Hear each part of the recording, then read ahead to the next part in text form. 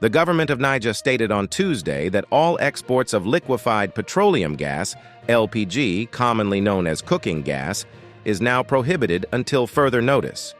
The statement claims that limits have been put in place to serve the domestic market, but exports might be permitted if there is an energy surplus. In the past, extra LPG was exported to neighboring Nigeria. President Bazoum of Niger was deposed on July 26 by his security, which was commanded by General Chiani.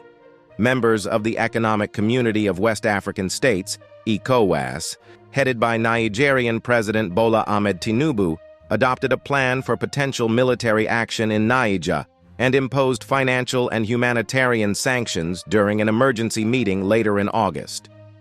Following the conference on July 30th, the Economic Community of West African States, ECOWAS, issued sanctions against the military junta in Niamey. It also declared the closure of the Niger border crossings and a restriction on air travel. Niger's state assets in the central banks of ECOWAS nations were also frozen, and all financial dealings with the country were stopped.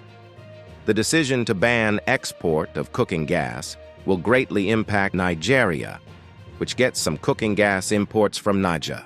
Nigeria, which supplies 70% of Niger's electricity needs, cut off the power supply to Niger, leading to an energy crisis after the military coup in Niger. The future of the Trans-Saharan Gas Pipeline project, which aims to transport natural gas from Nigeria to Europe via Niger and Algeria, has also come into question in light of the prohibition of cooking gas exports to Nigeria. The junta is currently preventing Nigeria from benefiting from these two crucial elements, which could lead to further tensions between the two nations.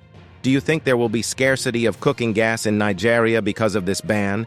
Let us know what you think in the comments section below. Please do not forget to subscribe and turn on notifications so that you get notified when we upload informative videos like this.